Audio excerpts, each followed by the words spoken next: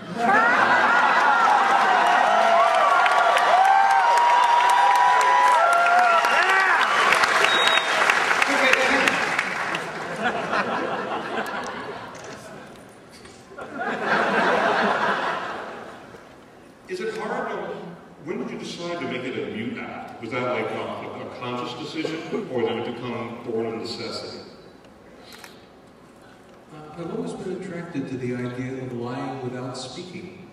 And that's because as a kid I was really into magic, and whenever I'd see a magician or read magic patter in a book, I would become embarrassed. So I just thought it was an interesting challenge to see whether I could do actions that would lead people to come to incorrect and pleasant conclusions. And when I got to college, I really got into this full steam, and I began to work the kinds of gigs a magician can get in college, which is usually frat parties. And when you're at a frat party, it's really hard to shout the kids down. But if you just put some lights on yourself and you shut up and then you do disagreeable things, they start to sort of pay attention a little bit, at least a little more. And it's really hard to heckle somebody who's not going to heckle back. And does that make the division of labor as obvious as you handle more of the visual and he handles more of the verbal, or is there more cross-pollination than we might think immediately? In performance, yeah, it's very convenient. If you're going to have somebody in a water tank and one person's talking and one person's not, the choice is obvious. When you guys first saw each other, did you get each other's backs immediately? So active kind of you were doing before you became a combined entity? Well, we first saw each other. I was still in high school, and Teller was a high school Latin teacher in Trenton, New Jersey, at different schools, Lawrence Township. Just want to make sure I have my information. I didn't really. There was a group in Amherst, Massachusetts, run by Weir Christopher called the Otmar Ship Memorial Society for the Preservation of Unusual and Disgusting Music. And Otmar Ship was a Swiss composer, a 20th century classical composer who wrote a song series on being buried alive. And Weir Christopher was this, at that time he just graduated from Amherst. put together kind of even a drier version of PBQ Bach. And because he was working as a classical musician, as a comedian, he also worked in a stereo store. And I bought my stereo from him when I was in high school, and we got to talking, and I let him know that I was a juggler. And he needed someone during, what was it, Beethoven's Ninth to play timpani and juggle at the same time, and also during Cacciatorian saber dance. He needed someone who would learn to throw bathroom plungers at a board and get them to stick. And at that time, I was in high school and a juggler, and would practice anything for any length of time.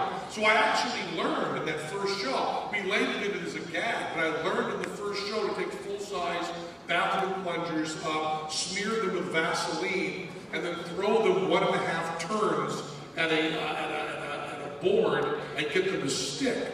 And so I was in the show, and Teller, who had been a friend of Weir's at Amherst College, had come up from New Jersey and was pretending to be blind and selling pencils while reciting poetry that he'd written in Latin.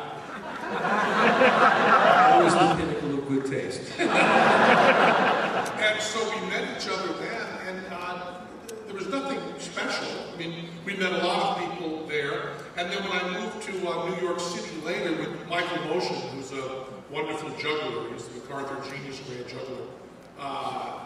Well, that's a big deal. I'm probably the most important juggler of the 20th century, which is the definition of damning with faint praise.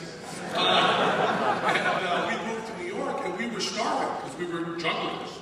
And Teller had a job, which meant to me he was rich. And he would come into the city every week and take me to dinner. And I was eating nothing but, peanut butter and jelly and powdered milk. So being taken to dinner by Teller was a very, very good thing. And we started talking about magic and so on. And we really started kind of sort of teaming up right then. I went briefly to Ringling Brothers Martindale, the greatest show on earth, Clown College, and I also lived as a homeless person for a little while.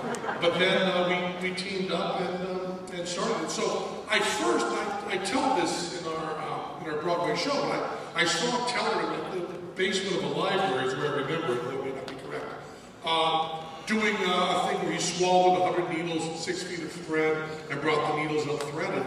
And I just thought it was so boss, and the fact that he was working silently was great. And I really did like very much that trick. I don't remember any of the rest of your show. But it was mostly the conversations we were having about the theoretical stuff that could be done with theater, because I hated magic. Neither one of us liked any of the comedy that was going on at that time. We didn't have really very many theater shows we liked, and we just had in our mind that maybe we could do something a little different. And it was all from that conversation. That conversation is just continuing to this day that we do that stuff. What was important was that we were having this over food, and Penn began to associate the idea of eating with me. Yeah. Well, that brings up an interesting point. We've traveled in time now to a point where, David Blaine has shown us that someone can actually get laid from a car trick, which is like a huge difference from what you guys used to talk about, where magic, when you guys were doing the things that were kind of groundbreaking, was mostly, what was the quote? Greasy guy? I think you say a greasy guy in a tux, torturing women in front of Mylar with bad, small, big white boy, Motown music. And showing doves in the boxes. Yeah, yeah. It was all that box stuff. We hated it. And we've traveled a bit further